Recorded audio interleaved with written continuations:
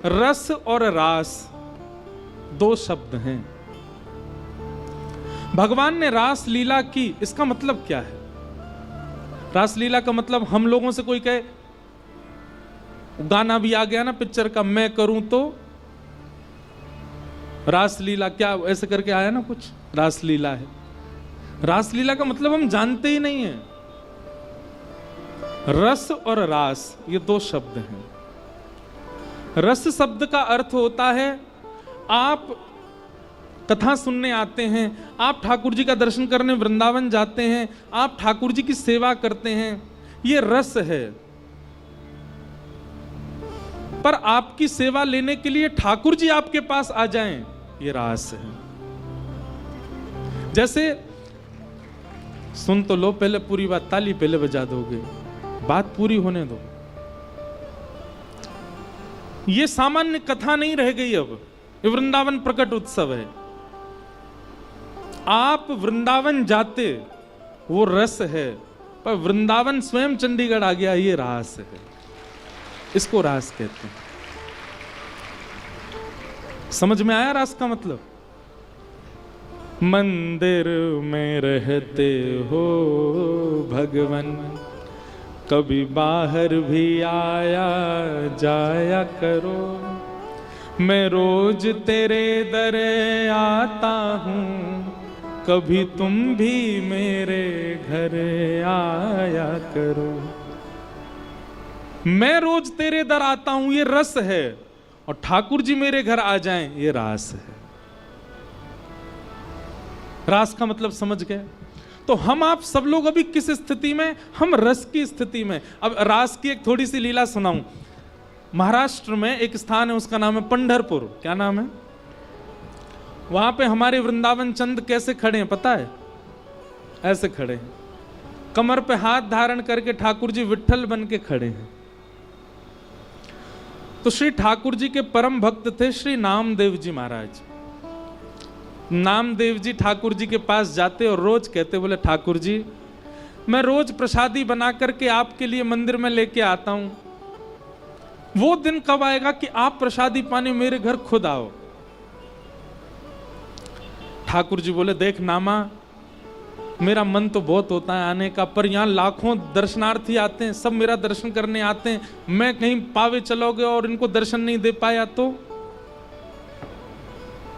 नामदेव जी बोले, ठाकुर जी कभी तो समय निकालो, कभी तो ऐसा योजना बनाओ कि आप घर आओ। ठाकुर जी बोले, ठीक है हम विचार करेंगे। एक दिन नामदेव जी आए तो ठाकुर जी बोले, नामा हमने एक योजना बनाई है। बोले क्या?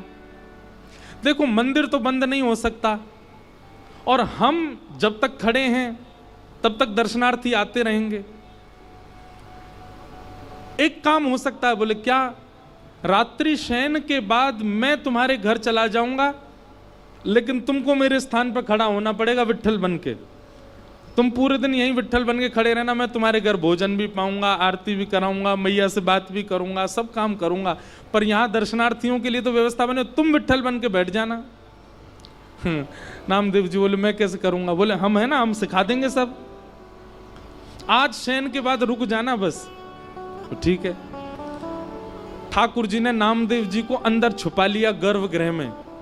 अब पुजारी आदि तो शयन आरती करके मंदिर बंद करके चले गए। ठाकुर जी अपनी ब्रह्म वेदी से उतर आए और नामदेव जी को खड़ा कर दिया। अब ठाकुर जी सामने खड़े होकर के बता रहे, ऐसे हाथ करो। नामदेव जी ऐसे खड़े हो गए। बोले नेत्र बंद कर लो, कर लिए। बोले अब कुछ नियम है, इनको ध्यान से सुनो। बोले बताओ नाथ। हिलना नहीं, सांस लेना नहीं, रोक करके खड़े रहो। और सुबह सुबह पुजारी आएंगे, आकर के तुमको निर्वस्त्र करेंगे, तो घबराना नहीं, क्योंकि रोज मुझे भी निर्वस्त्र करके ही अभिषेक किया जाता है।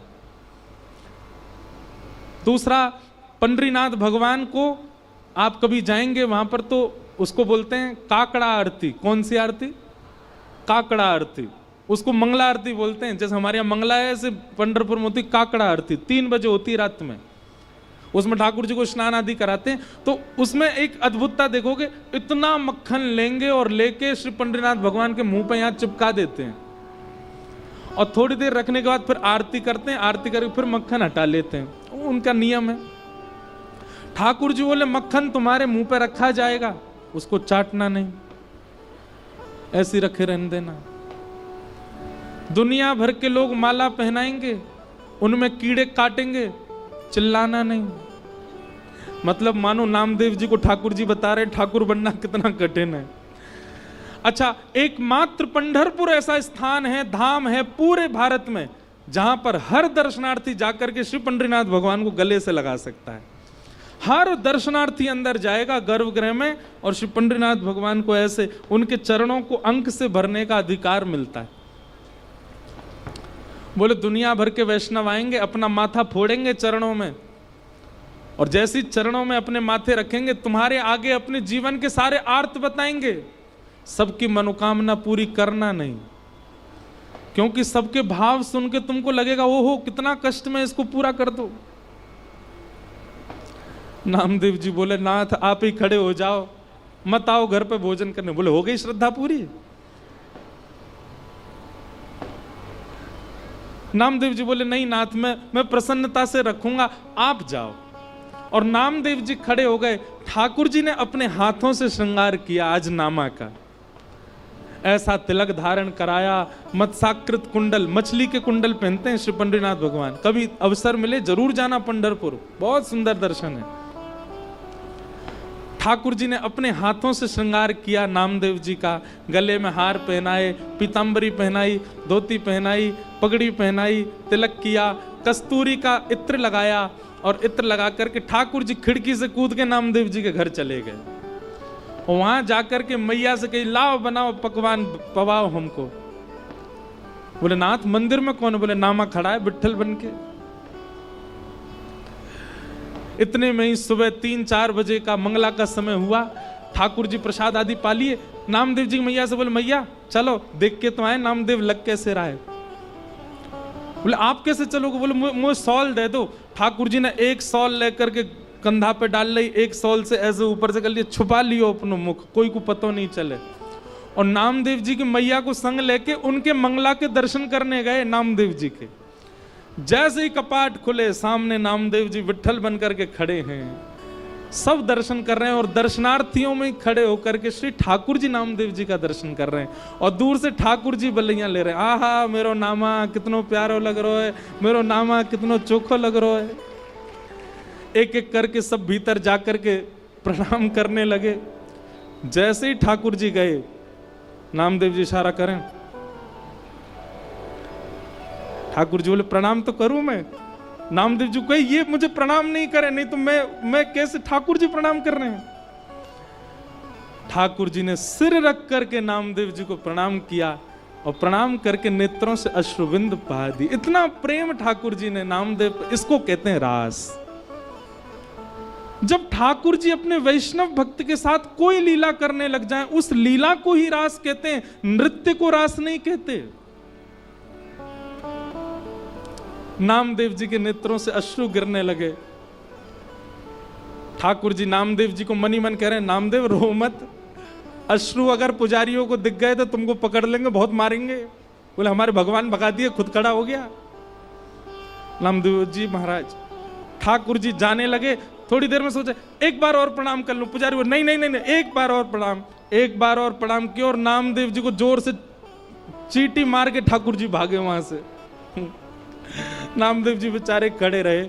आज भी नियम है, साल के 365 दिन में से एक दिन ऐसा आता है, उस दिन पंढरीनाथ भगवान उनको नामदेव जी कहकर के पुकारा जाता। उस दिन ऐसा भाव है कि नामदेव जी ही खड़े हैं और दर्शनार्थी, सब दर्शनार्थियों को प्रणाम किया जाता है। क्यों? लाखों दर्शनार्थियों में श्री पंढरीनाथ दर्शन करने आते हैं नामदेव जी का। ऐसे श्री पंढरीनाथ भगवान। तो आप उनको सजा रहे हो, आप उनको खिला रहे हो, आप उनको नहला रहे हो, आप उनको बैठा रहे हो, आप उनको कीर्तन सुना रहे हो, आप उनको भजन सुना रहे हो, ये सब रस है। लेकिन काउ दिन आप मंदिर में गए और ठाकुर जी अलाप लेकर के कुछ गा रहे हैं, वो रास है। ठाकुर जी आपके कंधा पे चढ़ गए, ये रास है। आप थाली धर के आए, पूरी प्रसादी पा गए, ये रास है। इसको रास कहते हैं।